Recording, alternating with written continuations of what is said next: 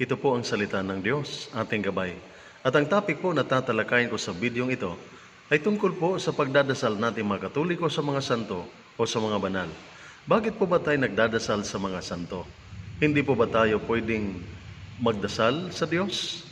Unang-una po, ang bidyong ito ay para po sa aking magkasamahang Katoliko dito po sa 4th Infantry Diamond Division, Philippine Army.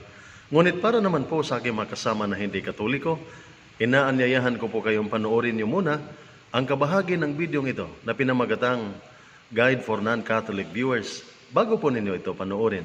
Maraming salamat po. Bakit po ba tayo dumadaan pa sa mga banal o mga santo sa ating pagdadasal? Hindi po ba tayo pwedeng manalangin sa Diyos? Ang tugon po ay pwedeng-pwede tayong manalangin sa Diyos at kailangan po nating manalangin sa Panginoong Diyos. Ngunit hindi rin po masama at mali na humihiling tayo ng panalangin mula sa ating mga kapwa Kristiyano. At yan po ang diwa ng pagdadasal sa mga santo.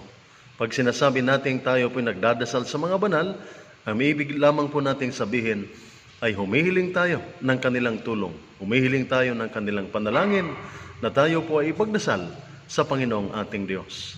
Kung pwede tayong manalangin sa Diyos, bakit po pa natin kailangang humiling ng panalangin mula sa ating mga kapwa Kristiyano, nasa langit man o nasa lupa? Kung ang katotohanan na pwede tayong manalangin sa Diyos ay nangangahulugan na hindi na po natin kailangan ang tulong at panalangin ng ating mga kapwa Kristiyano na nasa langit o mga banal, ang ibig din po nitong sabihin ay hindi na po din natin kailangan ang tulong at panalangin ng ating mga kapwa Kristiyano dito sa lupa. Ngunit, ang paghiling ng panalangin o dasal mula sa ating mga kapwa Kristiyano at ang pagdadasal para sa isa't isa ay bahagi po ng buhay Kristiyano. Si San Pablo halimbawa, kanya pong itinuturo sa mananampalataya at pamayan ng Kristiyano ang pangangailangan ng pagdadasal para sa lahat. Sa unang sulat ni San Pablo kay Timoteo, chapter 2, verses 1 to 4, kanya pong sinabi, unang-una, ipinapakiusap ko sa inyo na idulog ninyo sa Diyos ang inyong panalangin, kahilingan, pagsamo at pasasalamat para sa lahat ng tao. Ipanalangin ninyo ang mga hari at ang mga nasa kapangyarihan. Ito ang mabuti at nakalulugod sa Diyos na ating tagapagligtas. Humihiling din po si San Pablo ng panalangin mula sa mananampalataya at sa pamayan ng Kristiyano. Ito po ang mababasa natin sa kanyang mga sulat sa taga-Roma, chapter 15, verses 30 to 32, sa taga-Efeso, chapter 6, verses 17 to 20, sa Colosas, chapter 4, verse 3, sa unang sulat niya sa Tesalonica, chapter 5, verse 25, sa ikalawang sulat niya sa Tesalonica, chapter 3, verse 1. Sa lahat ng mga talatang nabanggit, humihiling po si San Pablo na siya ipagdasal, siya ipanalangin sa mga mananampalataya at sambayan ng Kristiyano. Sinabi din po ni San Pablo para sa mamayang sambayan ng Kristiyano ang kanyang pagdadasal para sa kanilang lahat. Ito po ay mababasa natin sa ikalawang sulat ni San Pablo sa Tesalonica, chapter 1, verse 11. At higit sa lahat, tayo po ay inutusan ng ating Panginoong Hesus na magdasal para sa lahat. At ang pagdadasal natin ay hindi lamang para sa mga taong mabait sa atin, hindi lamang para sa mga taong humihiling ng ating dasal at panalangin. Ayon po sa Ebanghelyo ni San Matthew chapter 5, verse 44, sinabi po ng Panginoon na ipagdasal natin kahit ang mga taong galit sa atin, ang mga taong itinuturing tayong kanilang kaaway. Sinabi ng Panginoon, isama natin sila at sila ay atin pong ipagdasal. Kaya, kung ang paghiling ng panalangin ng ating mga kapwa Kristiyano at ang pagdadasal para sa isa't isa ay hindi lamang naayon sa banal na kasulatan, kundi ito ay inuutos ng ating Panginoon at ng mga apostol, Kaya ang pagdadasal sa mga santo, ang pagdadasal para sa ating mga kapwa Kristiyano ay hindi po masama at hindi po salungat sa kalooban ng Diyos. Ang pagdadasal para sa mga banal, kung ito ay inuutos sa bagong tipan, ibig lamang pong sabihin na ito ay mayroong mga mabubuting na naidudulot sa buhay Kristiyano at mananampalataya.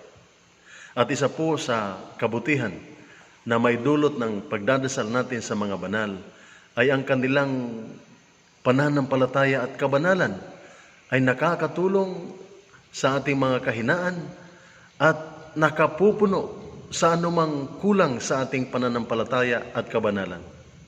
At sa napakarami pong pagkakataon sa banal na kasulatan, ang ating Panginoong Hesus ay ipinagkaloob ang kahilingan, ang biyaya para sa isang tao, hindi po dahil sa kanyang pananampalataya at kabanalan, kundi dahil po sa pananampalataya ng ibang tao.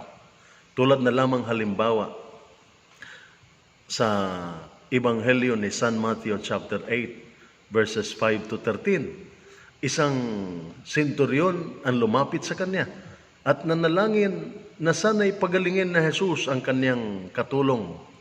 Pinagaling na Jesus ang katulong ng senturyon. Hindi po dahil sa pananampalataya ng katulong, hindi po sa kanyang kabanalan, kundi dahil po sa pananampalataya ng senturyon. Ganon din po ang anak ng isang Canaanite woman.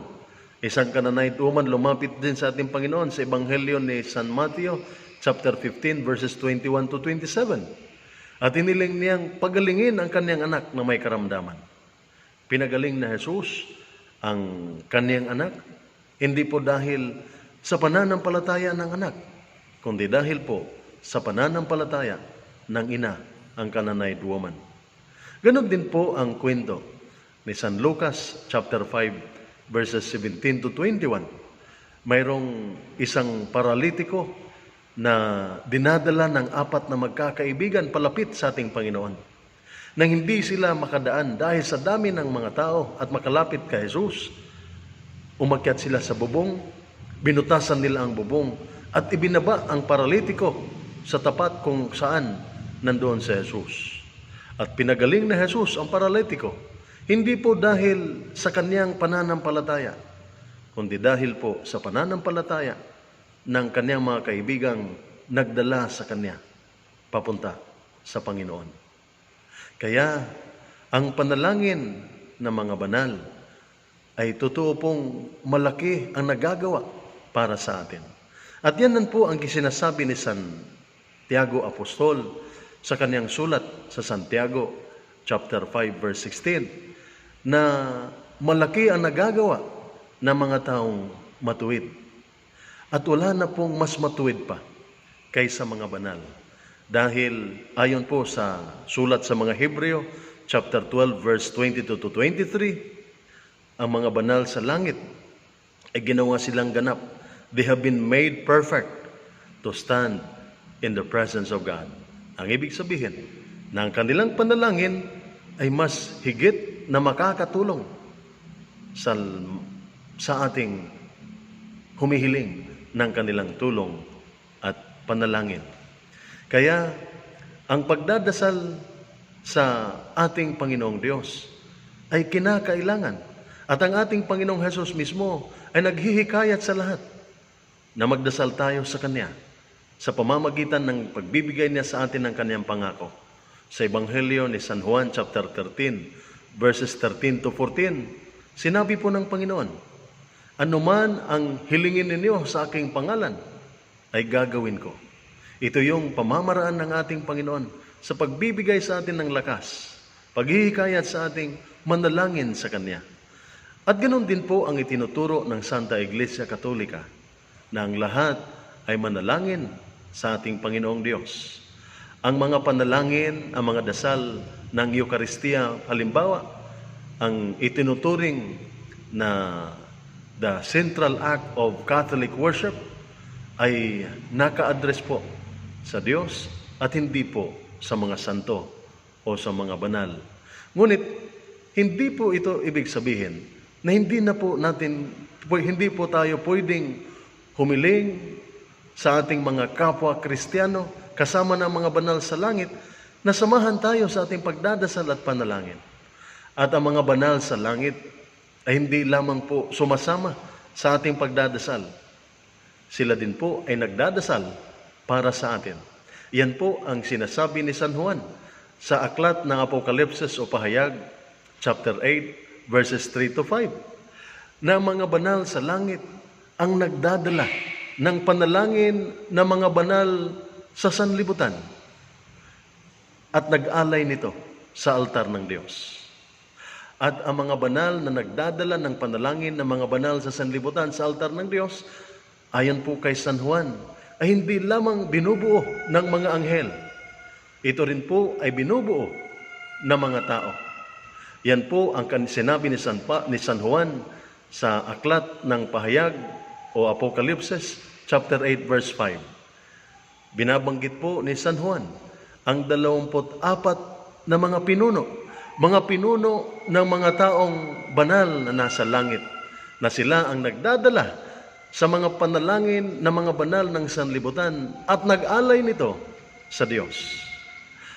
Nga ang mga banal, ang mga kapwa Kristiyano natin sa langit, ang mga banal, nakakatulong sa atin sa pamamagitan ng kanilang mga panalangin. Sila po ang nagdadala sa ating mga panalangin at nag-alay nito sa altar ng Diyos. At ang kanilang panalangin, ayon po kay Apostol Santiago, chapter 5, verse 16, ay malaking naggagawa para sa atin. At ang pagpapanalangin para sa ating kapwa at ang paghiling ng panalangin ng ating mga kapwa Kristiyano at ang pagdadasal para sa isa't isa, ayon po kay San Pablo, ay mabuti at nakalulugod sa Diyos na ating tagapagligtas, ayon sa kanyang unang sulat kay Timoteo, chapter 2, verses 1 to 4. Ito ang salita ng Diyos. Ito ang ating gabay. Manalangin tayo. Sa ngalan ng Ama, ng Anak, ng Espiritu Santo. Amen.